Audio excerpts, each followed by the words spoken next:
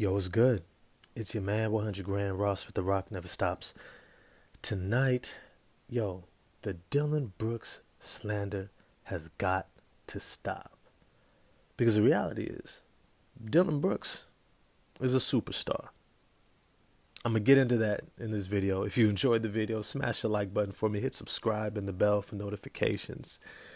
Look, most of y'all probably saying, man, what is this dude on? Talking about Dillon Brooks as a superstar. But the reality is he's a different type of superstar. He's the type of superstar that y'all are not used to acknowledging. You guys are used to the superstar who shoots a lot of threes and does a lot of step backs and crossovers and nice looking offensive finishes. But the main word is offensive. Many times the way we look at players in the NBA is through the offensive lens, and most of the time we assess most of their value based upon that.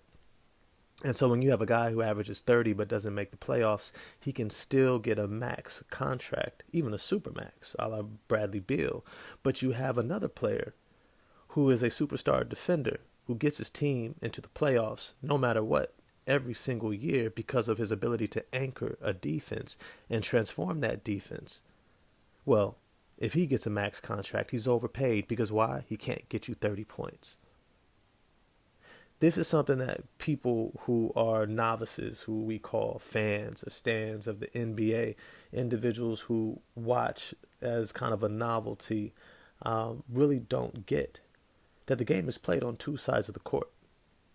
And there are guys who have just as much ability to be absolute dominating forces as the guys on the offensive end. And it doesn't mean that they don't have flaws. Just like a Stephen Curry has flaws on the offensive end, right? Just like Kevin Durant might have flaws, well, very few on the offensive end, right? There's a bunch of superstars who have plenty of flaws, whether it's their height, size, their weight, their ability to score in the post, or shooting efficiency, or maybe playmaking and ability to pass, right? They're superstar defenders who maybe can defend the rim like a Rudy Gobert, but can't necessarily guard a point guard at the point of attack on the perimeter or off of a pick and roll switch, right? That's okay. It doesn't diminish who they are. And Dillon Brooks is one of those few. Now, that group for me is really small because it's not just about being a great defender like someone like OG Anunoby, right? A guy who probably never win Defensive Player of the Year, even though he is a great, and I mean an amazing defender in his ability to switch and his physicality, his footwork. He reminds me a lot of Ron Artest, just with the larger wingspan. But here's the thing. A superstar defensive player transforms your defense. Not just because they're a good defender, like a Kawhi Leonard, but because they lead on that end. They are a guy that the other teammates look to instruct them and direct them and tell them where to be. And that if they follow them, if they follow that superstar defender, then they are going to have a great defense. They are going to be able to get stops. They are going to be able to play well enough to get into the playoffs year after year after year after year. And this is what Dillon Brooks is. Now, it's not to discount who Jaren Jackson Jr. also is, right? Triple J is a great defender as well. And having two of them, well, it's kind of the reason why they were the number 2 seed in the West.